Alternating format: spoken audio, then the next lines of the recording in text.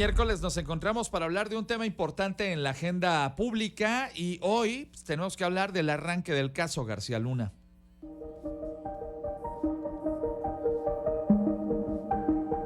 Acusado de ayudar al fortalecimiento del cártel de Sinaloa, el exsecretario de Seguridad Pública, Genaro García Luna, enfrenta en una corte de los Estados Unidos al menos 5 cargos, entre ellos delincuencia organizada y falsedad de declaraciones, luego de que fuera detenido en 2019. ¿Qué podemos esperar del juicio que se le sigue a García Luna, quien es el más alto exfuncionario mexicano en ser juzgado por temas relacionados con el narcotráfico en el vecino país del norte? Durante el sexenio del presidente Felipe Calderón, Genaro García Luna se desempeñó como secretario de Seguridad Pública entre 2006 y 2012. Fue el encargado de manejar la estrategia federal cuando el presidente decidió declararle la guerra al crimen organizado. El nombre de García Luna y su presunta relación con el cártel de Sinaloa surgió durante el llamado Juicio del Siglo, que tuvo como protagonista al Joaquín El Chapo Guzmán. En dicho juicio, un exmiembro del cártel dijo que había entregado maletas con dinero a García Luna. En diciembre del 2019, el exfuncionario federal fue detenido en el vecino país del norte, de acuerdo a lo que daba a conocer el fiscal Richard Donoghue. Explicaba que García Luna enfrentaba los delitos de conspiración para traficar cocaína para ayudar al cártel de Sinaloa a enviar toneladas de drogas a Estados Unidos a cambio de sumas millonarias entre 2001 y 2012 y de otro delito por hacer declaraciones falsas. El juicio arrancó este lunes y se prevé que pueda prolongarse durante 8 semanas. Mientras en su alegato inicial la Fiscalía ha destacado que el exfuncionario recibió sobornos de los narcotraficantes a cambio de ayudarles en sus negocios, la defensa ha asegurado que no hay pruebas objetivas contra el acusado. ¿Tendrá la Fiscalía las pruebas suficientes contra García Luna? ¿Recibió el exsecretario de Seguridad Pública dinero del crimen organizado? Es parte del contexto para la mesa de esta mañana. El contexto es presentado por la directora de RR Noticias, Tere Garay. Buenos días, Tere, gracias. Ahora vamos a saludar a nuestros invitados a la mesa en el orden en el que fueron sorteados previamente. Buenos días, te saludo con mucho gusto, Víctor Alfonso Cuevas. ¿Cómo estás? Mi estimado Ángel, muy buenos días, con el gusto de saludarte a ti y a todos los compañeros en esta mesa de RR Noticias. Qué gusto recibirte por acá. Buenos días, don Sergio Camacho. Buenos días, don Ángel, con el gusto también de estar cada miércoles en la mesa de análisis político de RR Noticias con tu gran auditorio y todo su equipo. El gustazo de recibirte. A ti también, mi querido Jesús Menza Aguilar. ¿Cómo estás, Chucho? Muy bien, muy buenos días a todos ustedes. Qué bueno que andas con nosotros esta mañana. Juan Luis Íñiguez, bienvenido, Juan Luis. Muy buenos días, estimado Ángel, un gran abrazo a todos los que nos escuchan en esta mañana. Bueno, entremos en materia. Arrancó ya de manera formal este juicio en contra del señor García Luna. Algunos aseguran que durará semanas. Yo creo que puede irse inclusive a varios meses el tema de el proceso contra este señor. Aquí lo que nos interesa es, pues como ya lo empezamos a oír esta semana, las declaraciones escandalosas que ponen en tela de juicio la actuación del que fuera el titular de Seguridad Pública a nivel federal, su presunta complicidad con un grupo delincuencial y pues déjenme ir más allá, hasta dónde sabían de la actuación y de los negocios y enjuagues que tenía este señor. Arranco contigo, mi estimado Víctor. Fíjate, mi estimado Ángel, que es muy curioso cómo damos tanto énfasis a este procedimiento que se sigue en los Estados Unidos de Norteamérica y muy seguramente Genaro García Luna debe estar profundamente arrepentido de haber tomado como país de residencia precisamente a los Estados Unidos de América. ¿Por qué? Pues porque si a Genaro García Luna lo hubieran detenido aquí en México, muy seguramente con un acuerdo reparatorio y diciendo lo que la 4T quiere que diga, hoy estaría cenando o desayunando en el Junán, igual que otros actores que la 4T ha detenido. Y a mí me parece que ese es un mensaje que nos debe hacer reflexionar sobre la impunidad en nuestro país. Un mal que nos aqueja en todos los niveles y en todos los sectores, pero particularmente esa impunidad de cuello blanco que tanto daño le hace a las instituciones de nuestro país, porque pues lamentablemente tuvo que ser un país extranjero, los Estados Unidos, los que ejercieran esta acción de la justicia en contra de este personaje y pues esperar a ver el desarrollo del juicio, verificar las pruebas que tenga el gobierno estadounidense, las pruebas que tenga en su defensa el imputado y terminar entonces con determinar pues cuál es el resultado para verificar si es o no responsable o si se puede presumir inocente hasta que se demuestre lo contrario. Gracias, Víctor. Sergio Camacho, ¿qué nos dices? Bueno, Ángel, lo que dice Víctor tiene mucha razón. Es muy desafortunado que las noticias de este tipo de procedimientos de procuración de justicia se den fuera de nuestro país, y hablando de otros casos, ya delincuentes procesados que cometieron delitos en nuestro territorio nacional, ¿no? Y me refiero a nombres que se han tratado allá como recientemente el mismo Sergio Enrique Villarreal, la Barbie y muchos otros narcotraficantes que son extraditados y llevan su proceso judicial allá. ¿Qué sucede acá con los procedimientos? ¿Por qué no estamos hablando de este tipo de procedimientos acá en México? Y desafortunadamente sí son un indicio de este enorme vicio que tenemos de impunidad y corrupción, que es un asunto histórico, no necesariamente de este momento, ¿no? Pero bueno, igual ahora la preocupación actual es qué va a suceder con el fiscal. Pero bueno, en este tema, lo que hasta ahorita es muy claro es que las pruebas que se han presentado son declaraciones, son testimonios en algunos casos de criminales que están tratando de tal vez negociar algo. Así y entonces, bueno, pues lo importante será llegar a las pruebas, ¿no? Cuando haya evidencia clara que pueda imputársele al exsecretario. Evidentemente, a lo que se ha visto hasta ahora, el juez Hogan ha tratado de no engancharse en el tema de los testimonios, esperando pruebas más contundentes que ya veremos qué trae ahí en su carpeta. Gracias. El fiscal Philip Filmar. Gracias, Sergio. Voy ahora con Jesús Méndez Aguilar, aunque parece que tuve un problema ahí de conexión, se me perdió. Mi querido Chucho, si revisas ahí tu conexión porque te nos perdiste, ojalá podamos volver a establecer contacto contigo enseguida. Voy contigo, Juan Luis Íñiguez. ¿Qué opinas del arranque de este juicio? Pues lo que esperamos, Ángel, es que en este caso, como en otros, se administre la justicia de forma contundente, pero no como un circo mediático que favorezca la posibilidad de lavarle la carita a algunos. A la justicia, mi estimado Ángel, la pintan ciega y con una balanza en la mano, pero de una vez por todas los mexicanos necesitamos validar que esos platillos resistan la prueba del oro.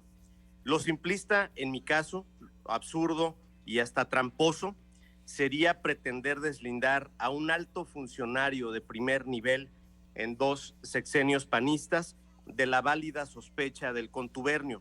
Sin embargo, lo tengo que decir, la simulación, la contención informativa, el actuar a las espaldas traicionando la buena fe y la confianza de su nombramiento, y hasta con el beneplácito de la DEA y de Washington, es una remota posibilidad. Y hoy que vemos que quien fuera el muy poderoso zar antidrogas enfrentará un juicio que quien lo hubiera imaginado precisamente en los Estados Unidos, un país que hace 2 lustros le otorgaba reconocimientos y recursos supuestamente para apoyar en tareas de seguridad en México. Por supuesto, mi estimado Juan Luis, son las 7 de la mañana con 45 minutos. Ya conectamos a Chucho otra vez. Mi querido Jesús Méndez Aguilar, ¿qué opinas del arranque de este juicio? Voy de nuevo con Jesús porque a lo mejor no escuchó la pregunta. Mi querido Chucho, ¿qué opinas del arranque de este juicio? Adelante. Adelante, Jesús.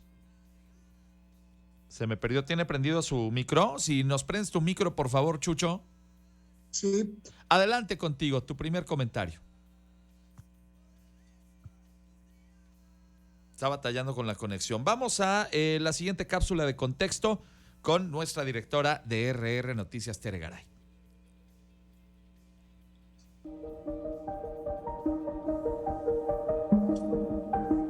El primero en declarar en contra de García Luna fue Sergio Villarreal el Grande, operador del cártel de los Beltrán Leiva. Aseguró que fue testigo de cómo recibió sobornos de millones de dólares.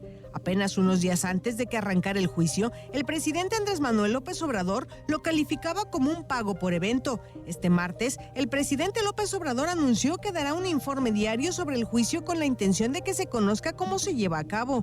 Explicaba que hasta el momento, es decir, en estos primeros días, no ha habido pruebas fehacientes, aun cuando se habla de que acumuló una fortuna de muchísimos millones. De ser enjuiciado, Genaro García Luna podría recibir una sentencia máxima de cadena perpetua en caso de ser encontrado culpable. En nuestro país, el exfuncionario tiene acusaciones en su contra por los delitos de uso indebido de atribuciones y facultades, asociación delictuosa, enriquecimiento ilícito e introducción ilegal de armamento al país. ¿Hasta dónde llegará el juicio en contra de quien fuera uno de los hombres más importantes en materia de seguridad del país? ¿Será un juicio de pago por evento por las revelaciones que surjan a lo largo del proceso? ¿Qué podemos esperar del juicio a García Luna? Gracias, Tere Garay, nuestra directora de RR Noticias, por esta cápsula de contexto. Vamos a la siguiente ronda. Y bueno, pues sí, efectivamente ya comenzaron estas declaraciones escandalosas y yo creo que vamos a seguir escuchando muchas otras en el transcurso de las semanas por venir, porque varios de los testigos pues son gente que el propio García Luna detuvo y extraditó a los Estados Unidos. Por lo tanto, pues se la tienen jurada y se la van a cobrar, seguramente con ayuda de los fiscales, y van a hacer declaraciones muy, muy fuertes. Pero tal como decía Sergio hace unos minutos, pues también entender que buena parte de esas declaraciones seguramente vienen, pues obviamente en la intención de lograr un beneficio para ellos, a lo mejor una reducción de condenas, tal vez un cambio de penal, etcétera, etcétera, con tal de que pues digan lo que la fiscalía espera que digan y terminar de hundir a este exfuncionario. ¿Qué opinas del tema, Víctor? Fíjate, mi estimado Ángel, que en esta línea de ideas que comentas sobre las testimoniales, decía algo muy interesante mi estimado Sergio Camacho, al referir que precisamente hasta el momento solamente han sido ejercicios de testigos que han declarado en contra del personaje imputado. Y lo peculiar de esto es que hace unos 3 meses se publicó aquí en México un libro que precisamente recogía solamente testimoniales sobre ciertos manejos delictuosos que se hacen desde las figuras más cercanas al presidente López Obrador, al que se le llamó el rey del cash. Inmediatamente, todo el equipo de contención de la Cuarta Transformación salió a desmentir este libro, acusándolo precisamente de eso, de no tener pruebas y solamente presentar testimoniales. Habrá que esperar cómo el doble rasero al que ya nos tienen acostumbrados en la Cuarta Transformación, ahora les da un peso absoluto a estos testigos que, como bien lo dices, podrían tener intenciones ocultas detrás de sus manifestaciones. Esperemos entonces y confiemos en que la justicia, como bien lo dice Juan Luis, haga su parte y que el resultado sea beneficioso para los dos pueblos, para ser un elemento más para combatir al crimen organizado. Muy bien, muchas gracias, Víctor. Porfa, respétenme el tiempo porque si no los corto, ya saben que sacamos la guadaña. Voy contigo, Sergio Camacho, y pues sí, preguntarte lo mismo. Tú ya lo decías, muchas de estas declaraciones pues a lo mejor van a ser a modo y pues a final de cuentas en el puro testimonio y sin pruebas creo que van a ir muchos de estos temas del juicio.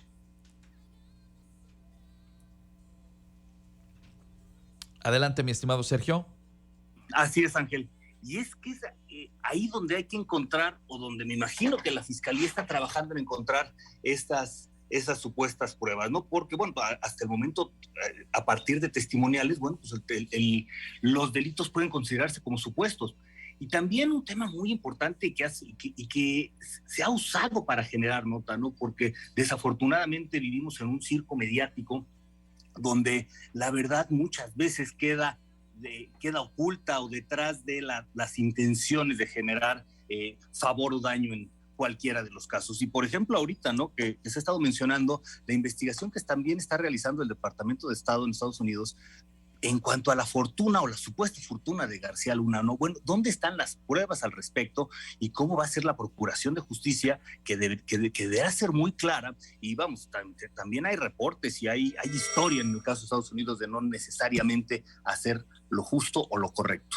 Perfecto.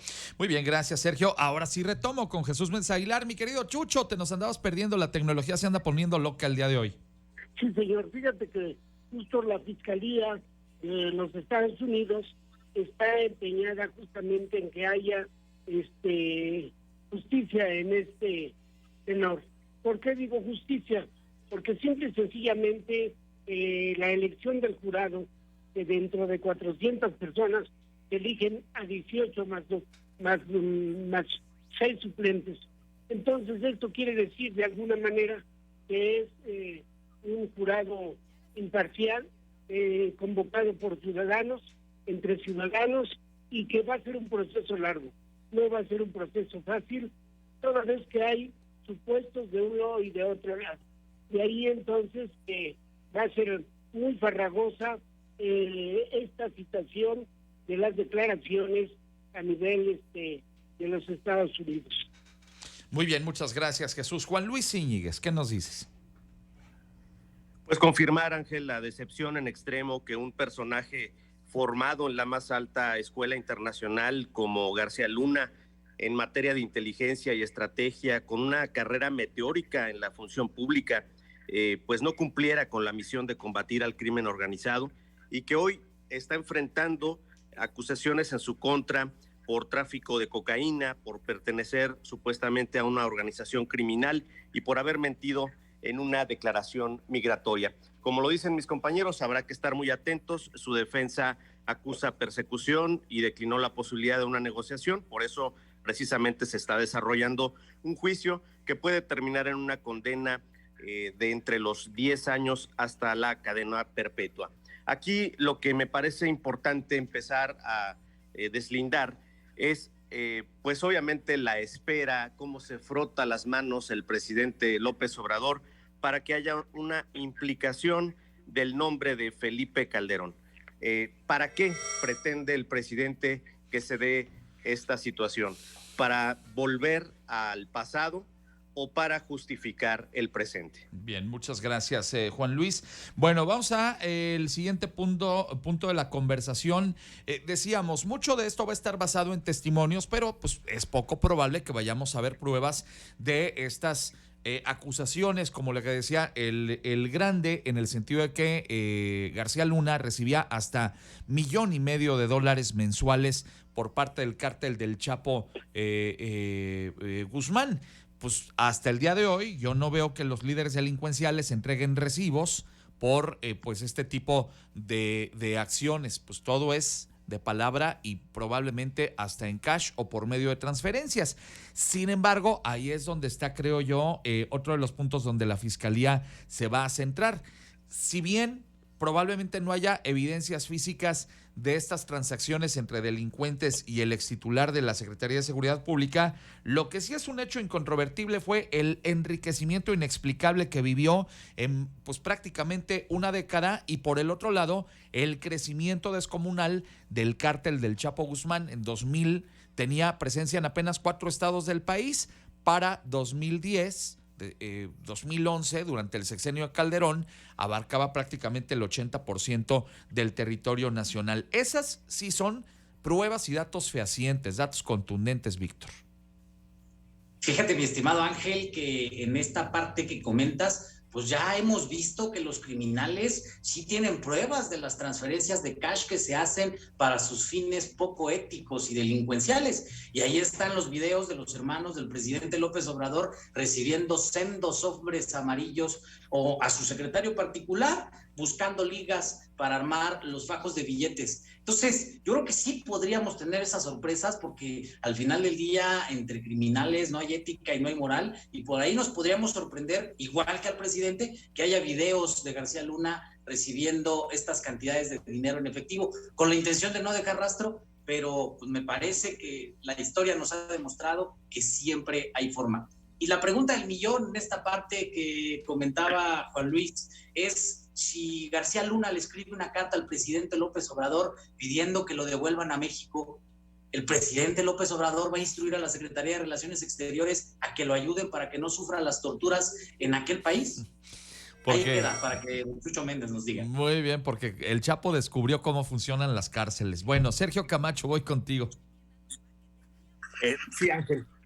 Bueno, pues en este tema, y hablando de los testimonios y de las pruebas, que es lo que nos va a estar haciendo mucho eco, bueno, pues hay que revisar los alcances, ¿no? Ya hay otros detenidos previamente, como García Palomino y otros, a Genaro García Luna. Y es precisamente, y lo comentó Juan Luis, la meteórica carrera que tuvo en tareas de seguridad, que vienen y que datan desde el sexenio de Vicente Fox. Entonces, vamos, ¿qué tanto puede crecer esta red? Porque de verdad sería muy inocente, muy difícil de creer que todos actuaran de manera impoluta, cuando el crimen organizado y el narcotráfico, y particularmente el cártel de Sinaloa, generó tanto crecimiento. Entonces habrá que revisar cómo se vinculan estos casos y cómo se da de manera desafortunada la poca claridad que se da en los procedimientos de procuración de justicia, ¿no? Tenemos un ejemplo cercano en el caso del general Cienfuegos, quien fue regresado a México de Estados Unidos, donde se supone se armó un expediente mal hecho por parte de la DEA para su detención. Y bueno, pero insisto, que siguen dejando muchas dudas, y este juicio podría ser sí un ejemplo de cómo se podrían hacer bien las cosas en materia de impartición de justicia. Muy bien, muchas gracias, mi estimado Sergio. Voy ahora contigo, Jesús Méndez Aguilar. Hay dos hechos incontrovertibles. Creció exponencialmente el cártel del Chapo Guzmán durante el sexenio calderonista, y pues de la noche a la mañana le apareció dinero hasta debajo de las piedras al señor García Luna. Se enriqueció de manera impresionante, como si se hubiera sacado el melate 3 veces, Chucho. Es innegable que hubo de ahí de alguna manera el que él se vinculara a esto. Y bueno, pues queda en tela de juicio la estela que se llevó a Europa justamente en la distribución particularmente de fentanilo, y que de ello entonces es de que se le acusa y se le busca, porque el mercado europeo estuvo al por mayor evidentemente surtido. Entonces, desde ese punto de vista, a mí me parece que tienen todavía mucho que investigar y todavía mucho que decirnos en ese respecto. Muy bien, muchas gracias, Chucho. Juan Luis Íñiguez, pues agradezco profundamente el que tú le hayas entrado al toro por los cuernos y decir, oye, pues no nos vamos a retraer del hecho de que este fue un importante funcionario en el sexenio de una persona, de un presidente panista. Reitero, dos hechos. Uno, el tema del enriquecimiento. Dos, el crecimiento del cártel del Chapo. Sí, Ángel, se habla lastimosamente de casi 1 millón de documentos de evidencia en contra de este personaje. Esperemos que caiga todo el peso de la ley sobre él, pero, y lo hemos dicho y tú lo has referido en tu pregunta, al igual que en los gobiernos panistas en los que García Luna fue amasando un inmenso poder a convertirse pues en el superpolicía encargado de esta guerra contra el narco, también hay que decirlo, la vehemencia con la que el presidente López Obrador le ha reclamado a los medios que no hayan destacado en sus primeras planas todo lo relacionado al juicio contra Genaro García Luna, pues contrasta con las acciones nulas o muy básicas que este gobierno de la 4T ha hecho para intentar detenerlo, pues desde su llegada al poder en diciembre del 2018. ¿Qué ha hecho la 4T con la información que, por ejemplo, arrojó el Chapo Guzmán y que en Estados Unidos fue clave precisamente para detener a García Luna en diciembre del 2019? Pues muy poco. Ahí también hay mucho que analizar. Muy bien, muchas gracias, Juan Luis. Bueno, pues vamos ahora a la ronda de los comentarios finales esta mañana. Momento de irnos a la última intervención de esta mañana, y va a ser, por cuestión de tiempo, 30 segundos este comentario final. Arranco contigo, Víctor. Fíjate, mi estimado Ángel, que lo decía Juan Luis, la 4T está utilizando a García Luna para hablar del pasado o para justificar el presente. Y me queda claro que es uno de los pocos logros que pueden presumir en materia de seguridad, y no tiene absolutamente nada que ver con el gobierno de López Obrador. Al final del día, los datos aquí en México son clarísimos. Hoy hay muchos más asesinados que en todo el sexenio de Calderón, que en todo el sexenio de Enrique Peña Nieto, y apenas vamos a 4 años. La crisis de seguridad en nuestro país no se explica por la detención exclusivamente de García Luna. Necesitamos que el gobierno federal se ponga a trabajar para poder regresarnos la tranquilidad a los mexicanos. Gracias, Víctor. Voy contigo, Sergio Camacho, comentario final. Pues va a ser importante, Ángel, tomar de referencia lo que sucede en este juicio, en este largo juicio que en el momento parte de dimes y diretes y cuando se llegue a la evidencia. Hemos hablado mucho de la impunidad y de la desafortunada inacción en materia de inteligencia financiera que ha sido histórica, ¿no? Yo creo que para encontrar o más bien lograr las imputaciones y el encarcelamiento de quienes son responsables de la delincuencia organizada en nuestro país, la ruta es el dinero, y sigue siendo un asunto que le ponen un velo. Muy bien, muchas gracias, Sergio. Jesús Méndez Aguilar, 30 segundos, comentario final. Es innegable que el funcionamiento del sistema jurídico en los Estados Unidos es transparente. Sin embargo, en ese sentido, pues sí le corresponde de alguna manera a esta agencia, como la Fiscalía, poner fuera de duda cualquier tipo de situación que vaya en torno a García Luna. Indudable que sí saldrán algunos nombres y que esto será un proceso largo. Gracias, Jesús Méndez Aguilar. Cierras la mesa esta mañana. Juan Luis Íñiguez, adelante.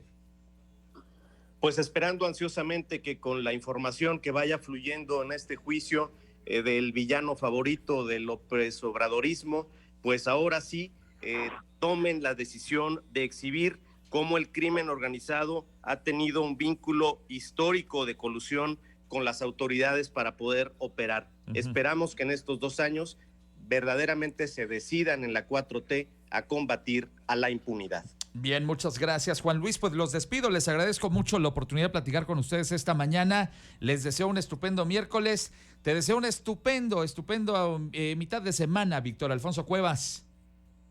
Bastante fresca el inicio de esta semana, seguramente seguirá así, hay que estar bien abrigados. Gracias, Víctor. Don Sergio Camacho.